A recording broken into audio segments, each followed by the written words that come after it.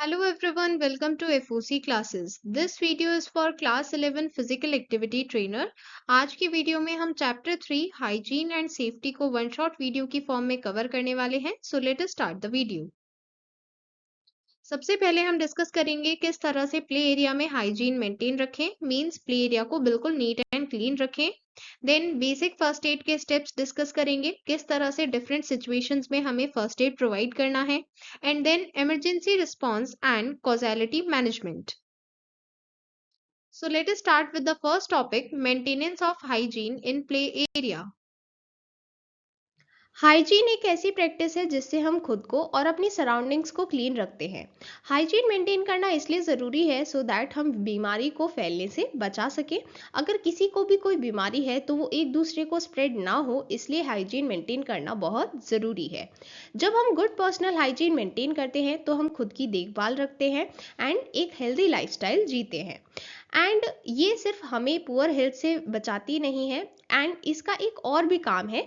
हमें poor health से बचाने के अलावा ये हमें दूसरों की पुअर हेल्थ से भी बचाती है, क्योंकि अगर एक ऐसा पर्सन है जिसकी पर्सनल हैबिट्स इतनी अच्छी नहीं है, हो सकता है कि उस वजह से उसको कोई इलनेस मींस बीमारी भी हो, तो ऐसे में उस पर्सन की बीमारी से भी हमें शील्ड मींस प्रोटेक्शन देती है गुड पर्सनल हाइजीन. सो इसलिए गुड पर्सनल हाइजीन मेंटेन करना बहुत ज़रूरी है.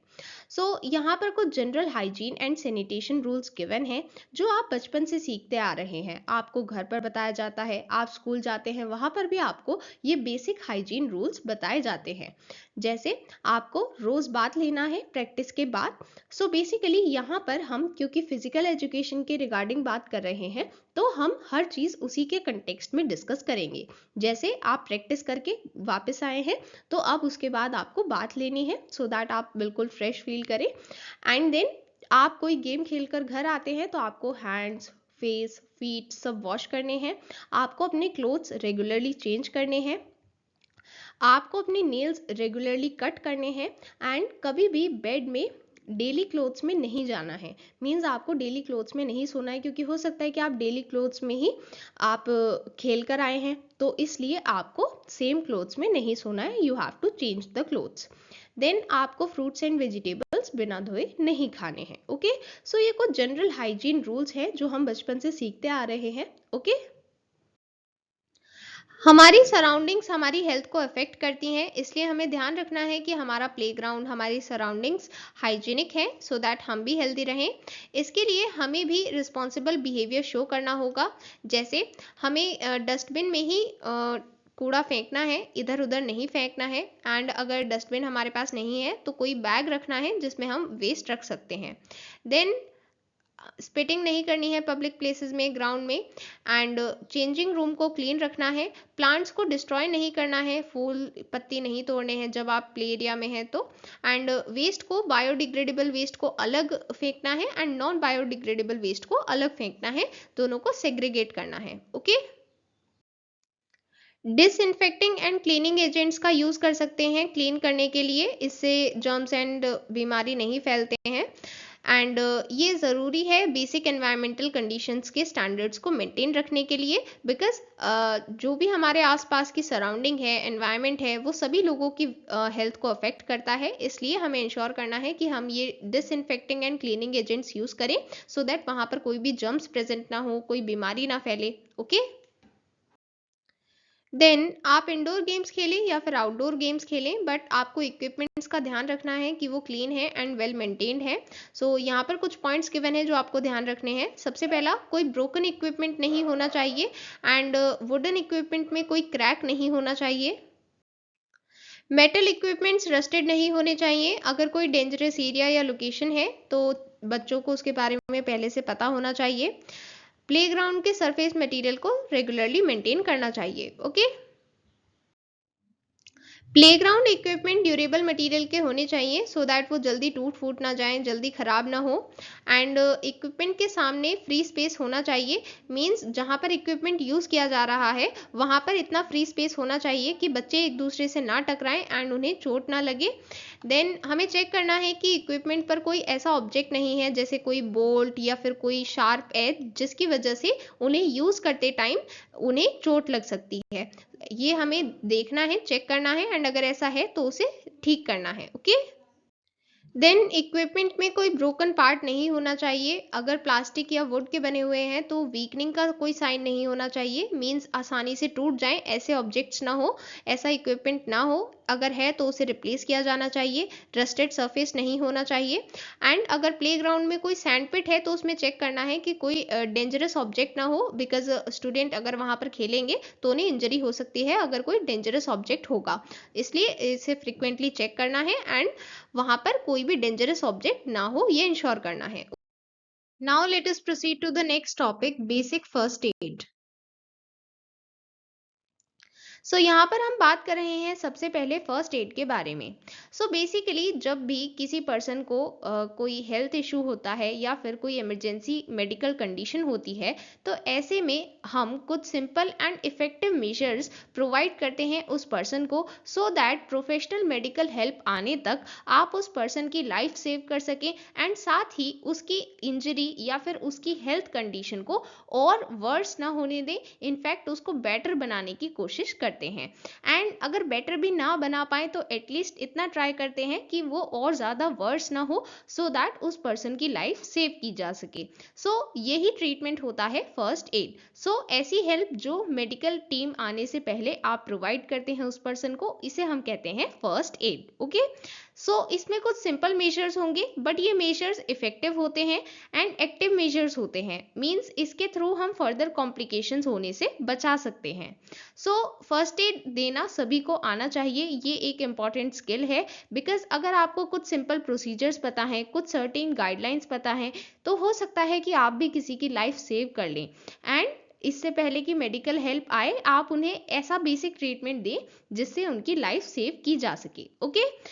यहाँ पर हम कुछ सर्टेन टर्म्स के बारे में डिस्कशन करने वाले हैं। Okay. DRABC of first aid. यहाँ पर हम कुछ ऐसे मेजर्स की बात करने वाले हैं जो आपको ध्यान रखने हैं फर्स्ट एड के लिए। सबसे पहला है D फॉर डेंजर।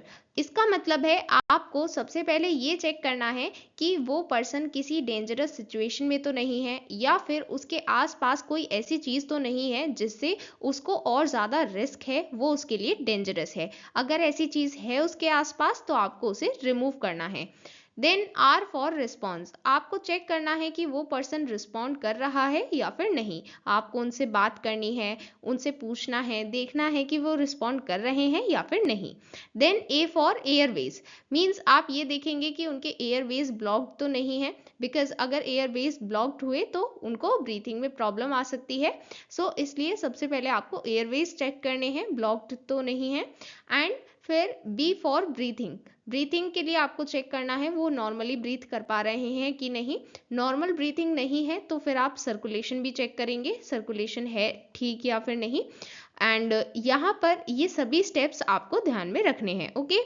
आपसे एग्जाम में पूछा जा सकता है व्हाट इज DRABC, या फिर आपसे इंडिविजुअली कोई भी एक टर्म एक्सप्लेन करने को कहा जा सकता है। ठीक है। ये इंपॉर्टेंट टॉपिक है, यहाँ से आप एक क्वेश्चन एक्सपेक्ट कर सकते हैं। ओके।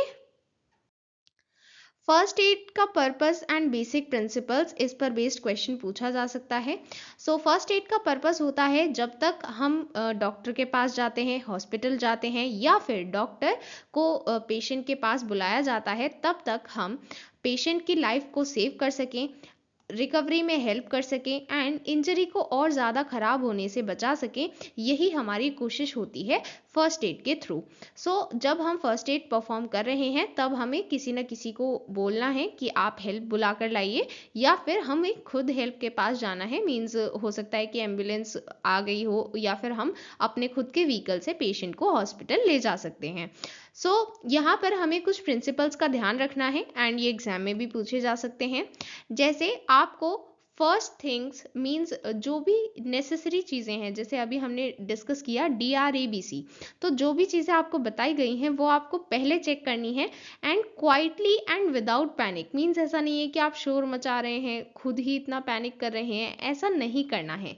आपको खुद भी शांत रहना है और आपको पेशेंट को भी रीअश्योर करना है एंड जो भी आसपास लोग हैं उन सभी को रीअश्योर करना है कि आप सभी टेंशन मत लीजिए, ये ठीक हो जाएंगे, इस तरह से। देन आपको पेशेंट को कम से कम मूव करना है, बिकॉज हो सकता है कि कोई इंजरी हो जिसके बारे में आपको ना पता हो। सो ऐसे में आपको पेशेंट को कम से कम मूव करना है। And do not attempt too much, means आप सिर्फ फर्स्ट एड प्रोवाइड कर रहे हैं, आप प्रोफेशनल डॉक्टर तो नहीं हैं, इसलिए आपको सिर्फ उतना ही ट्रीटमेंट प्रोवाइड करना है कि वो पेशेंट की लाइफ सेव की जा सके, उसकी इंजरी और ज़्यादा ख़राब ना हो, बस इतना ही आपको फर्स्ट एड प्रोवाइड करना है। ठीक है, अगर आप ओवर अटेम्प्ट करेंगे तो हो सकता है कि कोई ना कोई मिस्टेक हो जाए, तो ऐसा नहीं करना है। ठीक है, एंड अगर कोई ब्लीडिंग हो रही है तो उसे रोकने की कोशिश करें, एंड अगर ब्रीथिंग स्टॉप हो गई है तो ऐसे में आर्टिफिशियल रेस्पिरेशन प्रोवाइड करें। Okay, next topic is cuts and bruises. जब हम खेलते कूदते हैं तो चोट लगना एक आम बात हो जाती है। कट्स एंड ब्रूसेस ये बहुत कॉमन हो जाते हैं, एंड ये हमारी डेवलपमेंट का पार्ट है। जब हम बड़े होते हैं तो कट्स एंड ब्रूसेस लगना एक आम बात हो जाती है।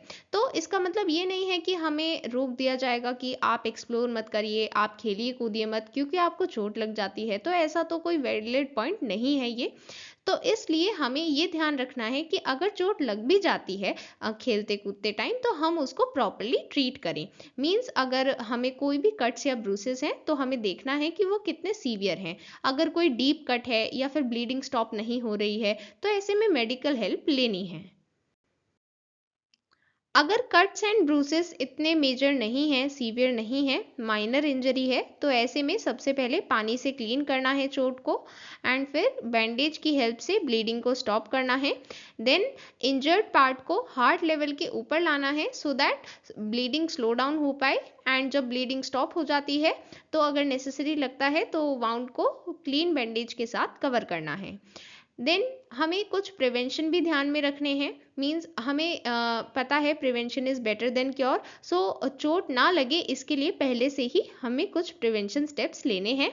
जैसे हमें बच्चों को सिखाना चाहिए कि शार्प ऑब्जेक्ट्स को राइट टेक्निक से कैसे हैंडल किया जाता है, एंड उन्हें सुपरवाइज करें कि वो क्या कर रहे हैं।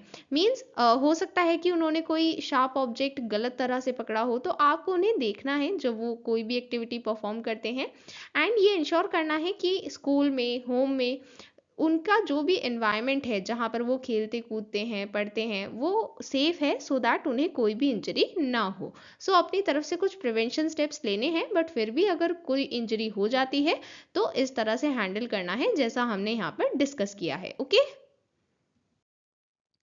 Then next is heat exhaustion. सबसे पहले बात करते हैं साइंस एंड सिम्टम्स क्या होते हैं। बहुत तेज प्यास लगती है एंड वीकनेस हो जाती है मसल्स में, नोजिया फील होता है, वॉमिटिंग भी हो सकती है, सिर दर्द होता है, स्वेटिंग बढ़ जाती है, एंड रिस्पॉन्सिवनेस कम हो जाती है, रिस्पॉन्स इतना नहीं लेते हैं, कॉन्शियसनेस कम हो जाती है, एंड ब्रीथिंग में डिफिकल्टी होती है। सो ये सभी साइंस एंड सिम्टम्स हैं हीट एग्जॉशन के। ऐसे में क्या करना चाहिए, जिस भी बच्चे को ये प्रॉब्लम हो रही है उसको पहले शेड में लाएंगे, बिकॉज हाई टेम्परेचर एंड ज़्यादा धूप की वजह से हीट एग्जॉशन की प्रॉब्लम हो सकती है। तो सबसे पहले उसे शेड में लाना है। अगर चाइल्ड अलर्ट है तो ऐसे में उसके हेड पर कोल्ड स्पॉन्ज का यूज़ करना है, एंड अगर वो पानी पी सकता है या फिर कोई स्पोर्ट्स ड्रिंक ले सकता है, सो वो प्रेफर करना है, उससे उसकी बॉडी का टेम्परेचर नॉर्मल होगा एंड उसको रिलीफ भी मिलेगी। Okay, then next is breathing difficulties. अगर कोई पर्सन सांस लेना बंद कर देता है तो सबसे पहले आपको चेक करना है कि वो पर्सन बोल पा रहा है या फिर रिस्पॉन्ड कर रहा है या फिर नहीं। अगर नहीं करता है रिस्पॉन्ड तो आपको इमिजिएटली हेल्प के लिए कॉल करना है एंड फर्स्ट एड स्टार्ट करना है। अगर आप अकेले हैं तो पहले 1 मिनट के लिए बेसिक लाइफ सपोर्ट परफॉर्म करना है एंड उसके बाद हेल्प के लिए जाना है। सबसे पहले उस पर्सन को फ्लोर पर सीधा लेटा देंगे एंड उसके बाद उसकी चिन को ऊपर की तरफ पॉइंट करेंगे। ऐसा इसलिए करते हैं ये इंश्योर करने के लिए कि टंग थ्रोट को ब्लॉक नहीं कर रही है, जिस वजह से ब्रीथिंग ब्लॉक हो सकती है। देन हेड को इसी तरह से पकड़े रहेंगे एंड ब्रीथिंग के लिए चेक करेंगे, एंड सिर्फ 10 सेकेंड्स के लिए चेक करना है। अगर नॉर्मल ब्रीथिंग है तो हेड को इसी तरह से पकड़े रहना है जब तक हेल्प नहीं आती है, और अगर कोई भी ब्रीथिंग नहीं है या फिर ब्रीथिंग में प्रॉब्लम हो रही है, रुक रुक कर सांस आ रही है, तो आपको बेसिक लाइफ सपोर्ट स्टार्ट करना है। Okay, then let us discuss different types of cuts. सबसे पहले किसी भी तरह की ब्लीडिंग हो उसे रोकना इम्पॉर्टेंट है जितना जल्दी पॉसिबल हो सके। देन अगर स्मॉल कट्स हैं तो पहले सिंपली वॉश करना है और फिर किसी बैंडेज से कवर करना है। देन अगर डीपर कट्स हैं तो ऐसे में क्योंकि सिंपल बैंडेज से काम नहीं चलता है, सो आपको प्रेफर करना है कि आप मेडिकल ट्रीटमेंट लें। बिकॉज फर्स्ट एड तो आप लेंगे ही, बिकॉज उससे आप कंडीशन को और ज़्यादा वर्स होने से बचाते हैं, बट उसके बाद आपको मेडिकल ट्रीटमेंट भी लेना है। Okay. Then next is choking. Choking means mechanical obstruction, means अगर आपकी लंग्स में प्रॉपरली एयर फ्लो नहीं कर पाती है, इसे हम कहते हैं चोकिंग। सो ये यूजुअली तब होती है जब हम प्रॉपरली फूड च्यू नहीं करते हैं एंड वो अटक जाता है, या फिर कोई और ऑब्जेक्ट हमारे थ्रोट या विंड पाइप में अटक जाता है, तब चोकिंग होती है। सो ऐसा पर्सन यूजुअली हैंड मूवमेंट्स के थ्रू कम्युनिकेट करता है, एंड क्योंकि उसे प्रॉपर सांस नहीं आ रही है तो ऐसे में उसे हेल्प की रिक्वायरमेंट है, सो उसे असिस्टेंस प्रोवाइड करनी है। एंड चोकिंग के लिए फर्स्ट एड जल्दी से जल्दी प्रोवाइड करना चाहिए, बिकॉज चोकिंग की वजह से ब्रेन तक जो ऑक्सीजन जाती है वो कट ऑफ हो जाती है, मींस ब्रेन को ऑक्सीजन नहीं मिल पाती, इस वजह से ये लाइफ थ्रेटनिंग भी हो सकता है। ओके। चोकिंग के केस में फर्स्ट एड के लिए सबसे पहले आपको उस पर्सन के पीछे खड़े होना है, एंड फिर अपने एक हाथ से फिस्ट बनानी है जैसे यहाँ पर दिखाया गया है, एंड फिर दूसरे हाथ से अपनी फिस्ट को पकड़ना है। फिर आपको 5 एब्डोमिनल थ्रस्ट परफॉर्म करने हैं, मींस आपको इस तरह से upward and inward pressure apply करना है पर्सन की बेली पर। ठीक है। सो ऐसा इसलिए कर रहे हैं सो दैट अगर कोई भी ब्लॉकेज है तो वो लूज हो जाए एंड उस पर्सन को प्रॉपरली एयर मिल पाए। सो ये साइकिल रिपीट करनी है 5 एंड 5 के टर्म्स में। ठीक है। मींस एक बार 5 एब्डोमिनल थ्रस्ट परफॉर्म किए, फिर से 5 एब्डोमिनल थ्रस्ट परफॉर्म किए, इस तरह से 5 एंड 5 साइकिल रिपीट करनी है। ओके।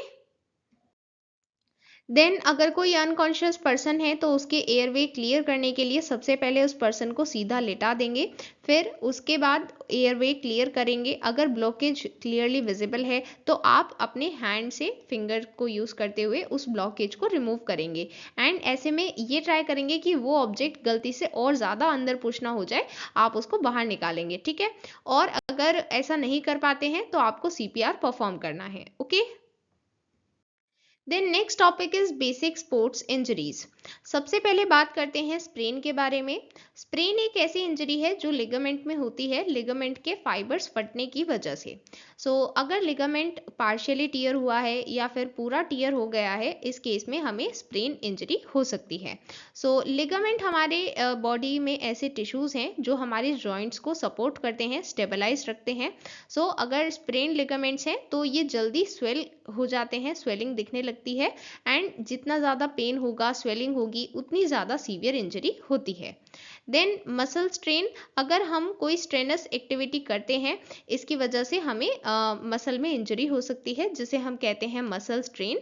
स्ट्रेन क्या है? स्ट्रेन एक ट्विस्ट है या पुल है मसल या फिर टेंडन में। अगर वो ट्विस्ट हो गया है या फिर पुल हो गया है, मीन्स ज़्यादा स्ट्रेच हो गया है, इसकी वजह से वो फट भी सकता है, तो इसे हम कहते हैं strain. Okay. First aid for sprains, इसके लिए एक कीवर्ड याद रखेंगे, RICE. R stands for rest, I for ice, C for compress and E for elevate. Rest का मतलब है आपको रेस्ट करना है, सभी एक्टिविटीज को अवॉइड करना है सो दैट इंजर्ड लिम्ब को भी रेस्ट मिल पाए। देन आइस मीन्स आपको उस एरिया पर आइस लगानी है जहां पर आपको स्प्रेन हुआ है। देन कंप्रेस, आपको उस एरिया को कंप्रेस करना है, कोई बैंडेज लगाना है या फिर कोई इलास्टिक रैप लगाना है। And then E for elevate means आपको इंजर्ड लिम्ब को हार्ट के ऊपर रखना है, मीन्स हार्ट लेवल के ऊपर रखना है सो दैट स्वेलिंग कम से कम हो। Okay. Then proceeding to the last topic, concept of first aid kit. एक well stocked first aid kit का होना फिजिकल एजुकेशन क्लासेस में बहुत इंपॉर्टेंट है, एंड टीचर के लिए इजीली रीचेबल होनी चाहिए ये, सो दैट एमरजेंसीज के केस में ये यूज़ की जा सके। बिकॉज फिजिकल एजुकेशन क्लास में कॉमन इंजरीज भी हो सकती हैं, so well stocked first aid kit का होना ज़रूरी है। एंड यूजुअली ये सभी मेडिकल स्टोर्स में अवेलेबल होती है, बट एक फिजिकल एजुकेशन टीचर को फिर भी पता होना चाहिए कि क्या क्या आइटम्स यहाँ पर अवेलेबल होते हैं एक फर्स्ट एड किट में। ओके। यहाँ पर डिफरेंट आइटम्स की लिस्ट गिवन है जो आपको फर्स्ट एड किट के लिए रिक्वायर्ड होते हैं। सो एज सच आपको सभी नेम्स लर्न नहीं करने हैं, बट येस आप यहाँ पर मिनिमम कुछ पॉइंट्स लर्न कर लें, सो दैट अगर आपसे एग्जाम में 1 या 2 मार्क्स में क्वेश्चन पूछा जाता है लाइक क्या क्या आइटम्स प्रेजेंट हैं, तो आप कुछ नेम्स मेंशन कर पाएँ। या फिर हो सकता है कि आपको पहले से नेम गिवन हो और फिर पूछा जाए कि ये फर्स्ट एड किट का पार्ट है या फिर नहीं। ठीक है, सो इस टाइप का क्वेश्चन 1 या 2 मार्क में पूछा जा सकता है। Okay. Now let us proceed to the last topic, emergency response and causality management. अब बात करते हैं स्पोर्ट्स इंजरीज के बारे में। स्पोर्ट्स इंजरीज कैसे होती हैं जब हम कोई भी स्पोर्ट्स खेल रहे हैं। ये दो टाइप की हो सकती हैं, acute and chronic. Acute injury वो होती है जो अचानक से होगी, जैसे आप भाग रहे हैं और अचानक से आप गिर गए, आपका पाँव मुड़ गया या फिर आपको कहीं और लग जाती है, तो वो है एक्यूट इंजरी। और अगर आप एक ही सेम मसल को या फिर सेम जॉइंट्स को रिपीटेडली ओवर यूज करते हैं, तब होती है chronic injury. Chronic injury basically तब होगी जब उसी मसल या उसी जॉइंट को ओवर यूज किया जाएगा, या फिर ये भी हो सकता है कि पुअर टेक्निक की वजह से हो, लाइक आपको प्रॉपरली खेलना नहीं आता, आप गलत तरह से खेल रहे हैं, या फिर स्ट्रक्चर में एबनॉर्मलिटीज होने की वजह से भी क्रॉनिक इंजरी हो सकती है। तो किसी भी टाइप की इंजरी हो, एक्यूट इंजरी हो या क्रॉनिक इंजरी हो, हमें उस पर ध्यान देना होगा, हमें मेडिकल अटेंशन देनी होगी, सो दैट वो आपको लॉन्ग टर्म में इम्पैक्ट ना करे। क्योंकि कई बार ऐसा होता है कि हम सोचते हैं कि छोटी सी चोट है, हमें इसके लिए ऐसे इतनी टेंशन लेने की जरूरत नहीं है, बट फिर बाद में वो हमें परेशान करती है। तो इसलिए जब आपको चोट लगे तो उसे मेडिकल अटेंशन देना जरूरी है। Then next, types of sports injuries. यहाँ पर हमें बताया गया है कौन सी इंजरी में क्या क्या सिम्टम्स होते हैं। अगर आपको एंकल स्प्रेन हुआ है तो उसमें पेन होगा, स्वेलिंग होगी, स्टिफनेस होगी, मींस वो एरिया थोड़ा हार्ड लगेगा एंड वहां पर स्वेलिंग हो जाएगी, पेन भी होगा उसमें। Then bruises. ब्रूसेस जैसा यहाँ पर राइट साइड इमेज में शो किया गया है, इस तरह के होते हैं ब्रूसेस। इसमें स्मॉल ब्लीडिंग स्पॉट्स भी दिख सकते हैं स्किन पर। Then cuts and abrasions. Cuts means जहाँ आपको कहीं कट लग जाए किसी शार्प ऑब्जेक्ट की वजह से, एंड एब्रेशन जैसे कभी आप भाग रहे हैं, दौड़ रहे हैं, आप गिर जाते हैं तो आपके नी या एल्बो पर चोट लग जाती है, जैसे यहाँ पर इमेज में शो किया गया है। Then dehydration, heat exhaustion and heat stroke due to too much of water loss from the body. जब ज़्यादा गर्मी होती है और हम ज़्यादा पानी नहीं पी पाते हैं, या फिर हम ज़्यादा गर्मी में कोई एक्टिविटी कर रहे हैं, लाइक हम खेल रहे हैं या फिर कुछ काम कर रहे हैं ज़्यादा गर्मी में, तो हीट एग्जॉशन और हीट स्ट्रोक हो सकता है और उसकी वजह से डिहाइड्रेशन हो सकती है। Then groin strain, groin area में जब पेन और स्वेलिंग हो। देन हैमस्ट्रिंग स्ट्रेन, इसमें भी पेन होगा, स्वेलिंग होगा, ब्रूसिंग मींस जिस तरह से यहाँ पर ये दिख रहा है, इसी तरह से चोट तो लगेगी बट उसमें स्वेलिंग भी होगी एंड पेन भी होगा। पेन तो इसमें भी होगा बट इसमें स्वेलिंग भी होगी। ठीक है। देन नी जॉइंट इंजरीज, मतलब जब आपको कहीं नी में लग जाए और वो जॉइंट इंजरी है, ये कैसे पता चलेगा? वहां पर स्वेलिंग होगी, स्टिफनेस होगी, क्योंकि जो बाहर चोट है, लाइक आप इस इमेज में देख सकते हैं, ये जो चोट लगी है ये बाहर चोट लगी है, तो इसमें आपकी आउटर स्किन को डैमेज हुआ है। बट अगर आपके जॉइंट को डैमेज होता है तो उस केस में स्वेलिंग एंड स्टिफनेस होती है। Then stress fracture, severe pain. This injury is usually due to impact of repeated jumping or running on hard surface. यहाँ पर बेसिकली जब कोई फ्रैक्चर होता है तो यहाँ पर स्पेसिफिकली स्ट्रेस फ्रैक्चर के बारे में बताया गया है, जो ज्यादातर तब होगा किसी इम्पैक्ट की वजह से, मींस हम रिपीटेडली उस चीज पर इम्पैक्ट डाल रहे हैं, उसकी वजह से स्ट्रेस फ्रैक्चर हो सकता है एंड इसमें काफी पेन होगा। अब हम बात करेंगे कुछ फर्स्ट एड टेक्निक्स की जो आपको ध्यान रखनी है, कहीं भी चोट लगे तो ये टेक्निक्स आप यूज कर सकते हैं। सबसे पहला है रेस्ट। आपको इंजर्ड एरिया को रेस्ट पर रखना है एंड उसे यूज नहीं करना है कम से कम 2-3 दिन तक। देन आइस मीन्स आपको उस एरिया पर आइस अप्लाई करनी है, हर 2 घंटे में 20 मिनट के लिए अप्लाई करें एंड ऐसा पहले 2-3 दिन करना है। Then C for compression. यहाँ पर हम बात कर रहे हैं उस एरिया को कंप्रेस करने की, तो कंप्रेस करने के लिए आप एक इलास्टिक बैंडेज से उसको कवर कर सकते हैं, उसके ऊपर लगा सकते हैं। देन एलिवेशन, जो इंजर्ड एरिया है उसे हार्ट लेवल के ऊपर रेज करना है। जैसे अगर आपके नी में इंजरी है तो आप उस एरिया के नीचे कोई पिलो रख सकते हैं, या इस तरह से आपको सपोर्ट देकर और उसे हार्ट लेवल के ऊपर रखना है। Then referral, as soon as possible see a doctor, means जल्दी से जल्दी आपको डॉक्टर को दिखाना है, क्योंकि देखिए हमेशा ज़रूरी नहीं है कि वो चोट मामूली होगी, हो सकता है कि वो सीवियर हो। एंड सीवियर चोट में अगर आप देर करेंगे तो आपका दर्द भी बढ़ेगा और वो प्रॉब्लम भी बढ़ेगी। इसलिए आप जल्दी से जल्दी डॉक्टर को दिखाएं। No heat, do not apply heat, it will increase bleeding, तो हीट अप्लाई ना करें क्योंकि उससे ब्लीडिंग बढ़ सकती है। नो प्लेइंग और रनिंग, क्योंकि आपको चोट लगी है तो आपको भागना दौड़ना नहीं है, उससे आपकी चोट ठीक होने में और ज़्यादा टाइम लगेगा, तो इसलिए ज़्यादा फिजिकल एक्टिविटी नहीं करनी है। देन नो मसाज, क्योंकि जब स्पेशली स्ट्रेन होता है तो ऐसे में कुछ लोग सोचते हैं कि मसाज करेंगे तो ठीक हो जाएगा, बट नहीं, उससे स्वेलिंग और बढ़ जाएगी, तो इसलिए मसाज नहीं करनी है और उससे ब्लीडिंग भी बढ़ सकती है, तो इसलिए मसाज नहीं करनी है। Okay. How do you prevent sports injuries. अब हमने ये तो सीख लिया कि अगर इंजर हो जाए, मतलब चोट लग जाए, तो हमें क्या करना है, बट चोट लगे ही ना, इसके लिए हमें क्या करना है। तो इसके लिए हमें पहले से ही कुछ पॉइंट्स ध्यान में रखने होंगे, मीन्स हमें प्रिकॉशंस लेने होंगे। Warm up thoroughly by gently going through the motions of your sport, means जो भी आप स्पोर्ट्स परफॉर्म कर रहे हैं उससे पहले, मेन परफॉर्मेंस से पहले प्रॉपर वार्म अप जरूरी है, क्योंकि अगर आप पहले ही वार्म अप कर लेते हैं तो आप अपनी बॉडी को फुली स्ट्रेच कर लेते हैं, आपकी बॉडी प्रिपेयर हो जाती है। बट अगर आप डायरेक्टली स्पोर्ट्स खेलने चले जाएंगे बिना वार्म अप के, तो उस केस में इंजरी होने के चांस रहते हैं। देन वियर अप्रोप्रिएट फुटवियर, कई बार ये भी देखा जाता है कि स्पोर्ट्स पर्सन जो करेक्ट फुटवियर है वो नहीं पहनते, उस वजह से भी चोट लग सकती है।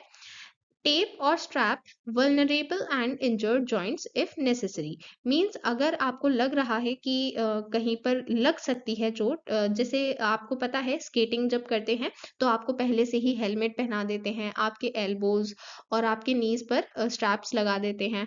तो क्यों लगाते हैं, ताकि आपको वहां पर चोट ना लगे, क्योंकि पता है कि गिरेंगे तो हैं ही, और नहीं भी गिरे तो वो आपकी सेफ्टी के लिए है, ठीक है। तो अगर कहीं पहले से इंजर्ड है तो वहां पर भी पहले से ही सेफ्टी के लिए कुछ लगा ले, और जहां पर लग रहा है कि यहाँ पर लग सकती है, बहुत ऑब्वियस है, तो वहां पर भी पहले से ही सेफ्टी के लिए स्ट्रैप्स लगा ले।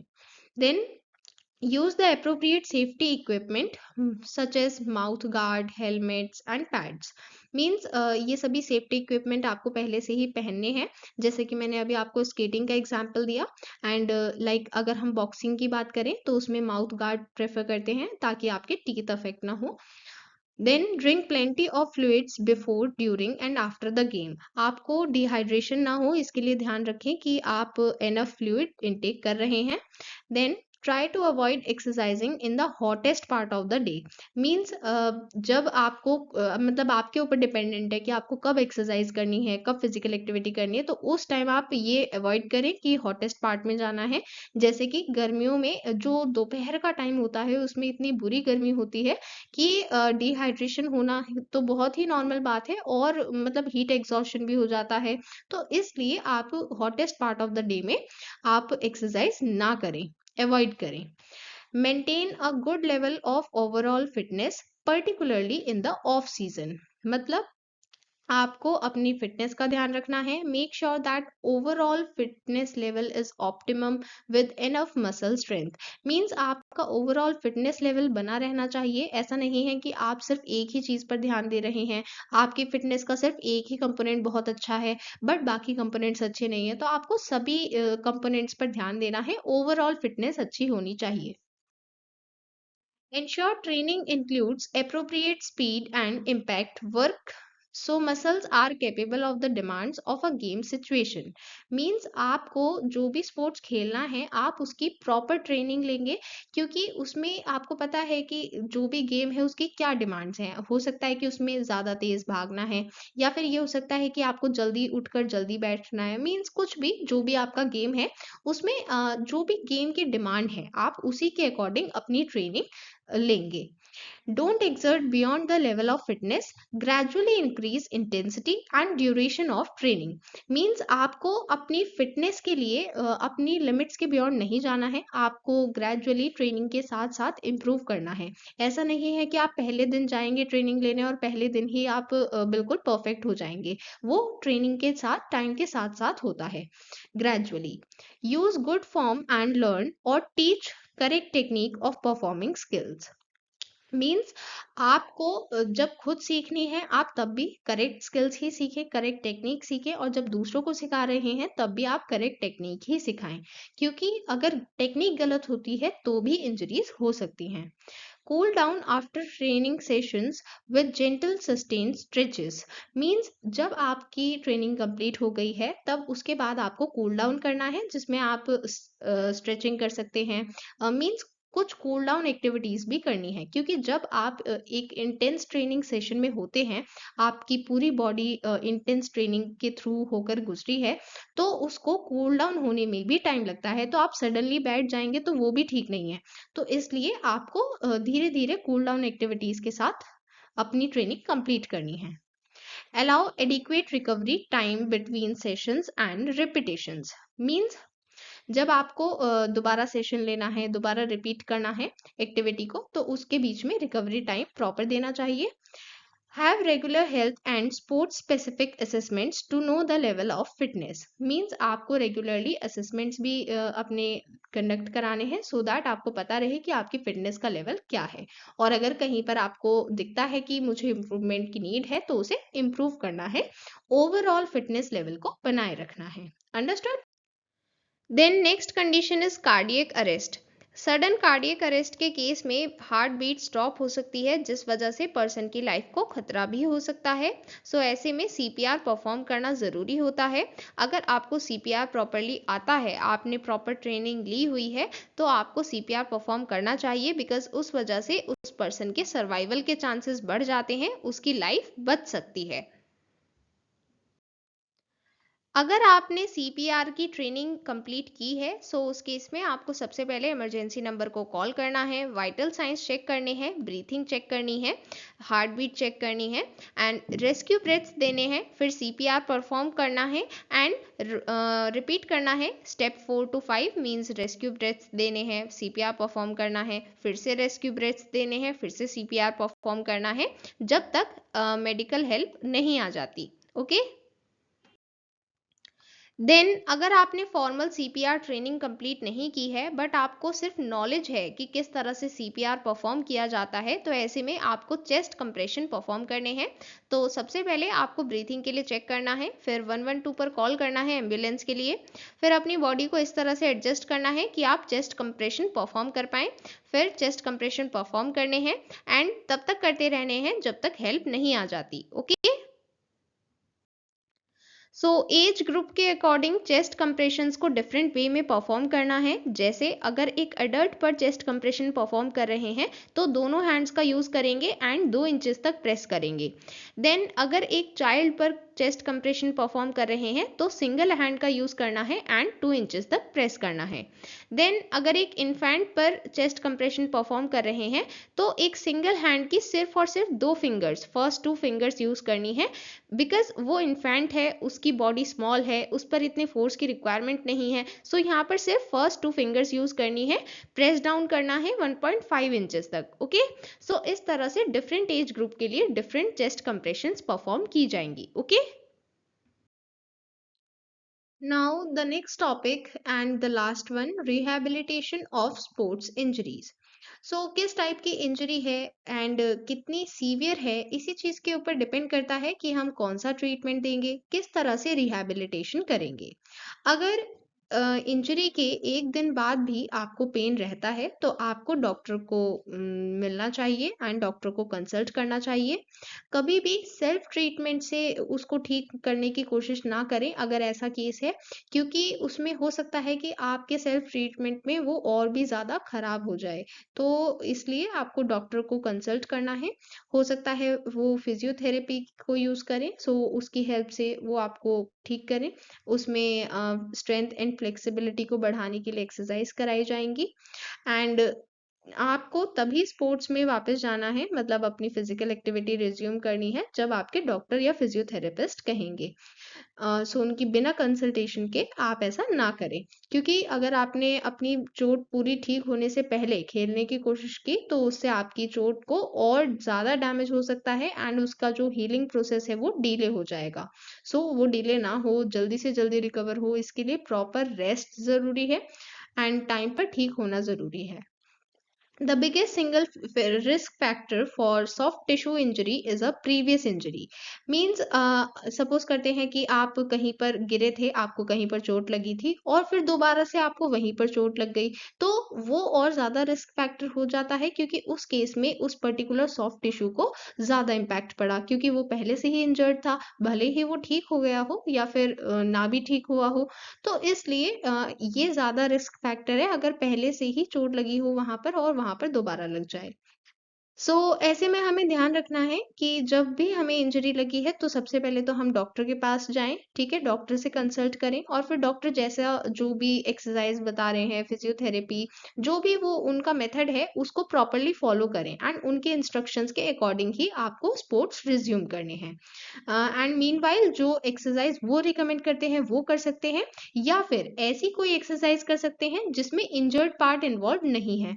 जैसे अगर आपकी रिस्ट में स्प्रेन आया है तो उस केस में आप स्टेशनरी बाईसाइकिल राइड कर सकते हैं, तो उसमें आपके हैंड्स का, रिस्ट का तो एज सच कोई मूवमेंट नहीं होगा, तो इसलिए आप वो एक्सरसाइज कर सकते हैं। Most rehabilitation programs go through different stages. Means ऐसा नहीं है एक ही स्टेज है, काफ़ी सारे स्टेजेस होते हैं। An acute stage immediately after injury. Means एक तो बिल्कुल इंजरी के बाद, क्योंकि कई बार इंजरी इतनी सीवियर होती है कि हमें डायरेक्टली डॉक्टर के पास ही जाना पड़ता है, we can't wait. Then middle और rehabilitation stage where the aim is to regain normal movement. Means जो भी आपका एक्चुअल रिहैबिलिटेशन है वो यहाँ पर मिडिल स्टेज में होता है, जहाँ पर नॉर्मल मूवमेंट तक वापस लाने की कोशिश की जाती है कि इंजर्ड पार्ट पूरी तरह से ठीक हो जाए। और फिर एक फंक्शनल या फिर स्पोर्ट्स स्पेसिफिक फेज होगा जहाँ पर ये देखा जाएगा कि क्या अब वो पार्ट प्रॉपरली अपनी एक्टिविटी कर पा रहा है। जैसे अगर आपके नी में इंजरी हुई थी तो क्या अब आप प्रॉपरली भाग पा रहे हैं, या फिर जो भी आपकी फिजिकल एक्टिविटी या स्पोर्ट्स में आपको एक्टिविटी करनी है वो आप प्रॉपरली कर पा रहे हैं, तो वो स्पोर्ट्स के हिसाब से देखा जाता है। So now we are going to discuss the stages of rehabilitation. Rehabilitation की 5 स्टेजेस होंगी। सबसे पहला है functional activities. The first movement after treatment period. Means treatment के बाद आपका पहला मूवमेंट होगा जहां पर आप सिर्फ ऐसे ही मूवमेंट करेंगे जिससे आपकी स्ट्रेंथ डेवलप हो, फ्लेक्सिबिलिटी डेवलप हो। Then next stage will be sports activity, specific exercise and training. Means जो आपके स्पोर्ट्स से रिलेटेड है, तो जो भी एक्टिविटी आप स्पोर्ट्स में करते हैं वही एक्टिविटी करेंगे पर लो इंटेंसिटी पर करनी है, जिससे आपकी मस्कुलर एंड्योरेंस डेवलप हो पाएगी। Then bracing and taping. Means जो इंजर्ड पार्ट था अब वहां पर आप किसी तरह का कोई सपोर्ट यूज करेंगे, प्रोटेक्शन यूज करेंगे एंड देन आप वो एक्टिविटी रिज्यूम करेंगे लो इंटेंसिटी पर ही। Then modalities. मीन्स अब आप इंटेंसिटी बढ़ा देंगे इस वाले फेज में एंड इसमें आपकी स्पीड भी ज़्यादा होगी, ड्यूरेशन भी ज़्यादा होगी एंड ज़्यादा देर के लिए आप ये एक्टिविटी बियर करेंगे।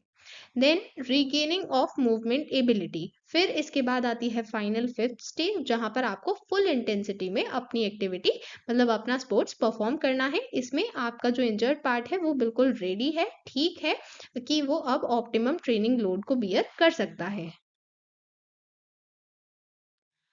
सो जो रिहैबिलिटेशन के लिए एक्सरसाइजेस परफॉर्म की जाएंगी, हमें ध्यान रखना है कि इंजर्ड पार्ट के अकॉर्डिंग ही हम रिहैबिलिटेशन के लिए एक्सरसाइज परफॉर्म करेंगे। जैसे calf muscles, tendon injuries, ankle sprains, इन सभी के लिए एंकल एक्सरसाइजेस परफॉर्म करेंगे। देन बाइसेप्स ट्राइसेप्स मसल्स के लिए या फिर बाकी आर्म मसल्स के लिए आर्म एंड एल्बो एक्सरसाइजेस करेंगे। देन बैक मसल्स पर वर्क करने के लिए बैक एक्सरसाइज करेंगे। देन बैक पेन को अवॉइड करने के लिए कोर एंड एब्डोमिनल एक्सरसाइजेस करेंगे। Then hip and groin exercise करेंगे हिप मसल्स के लिए। नी एक्सरसाइजेस करेंगे अगर थाई में इंजरीज है, जिसकी वजह से आपके नी में कोई प्रॉब्लम है, या फिर नी लिगामेंट में कोई इंजरी है, स्ट्रेन है, इस तरह की इंजरीज में नी एक्सरसाइज करेंगे। देन शोल्डर रिहैबिलिटेशन के लिए शोल्डर एक्सरसाइज, एंड जब रिस्ट में स्प्रेन है या फिर और कोई इंजरी है हैंड में, तो उसके लिए रिस्ट एंड हैंड एक्सरसाइज करेंगे। कहने का मतलब ये है कि जब आपको रिहैबिलिटेशन के लिए एक्सरसाइज परफॉर्म करनी है, तो रिस्पेक्टिव इंजर्ड पार्ट के लिए ही वो एक्सरसाइज परफॉर्म की जाएगी। एंकल है तो एंकल के लिए एक्सरसाइज होगी, आर्म या एल्बो में इंजरी है तो आर्म एंड एल्बो एक्सरसाइज होगी। हमें उसी के अकॉर्डिंग अपनी एक्सरसाइजेस परफॉर्म करनी है। So with this we have completed the topic as well as the chapter. This chapter is complete here. We'll meet you soon in the next video. Till then, bye everyone.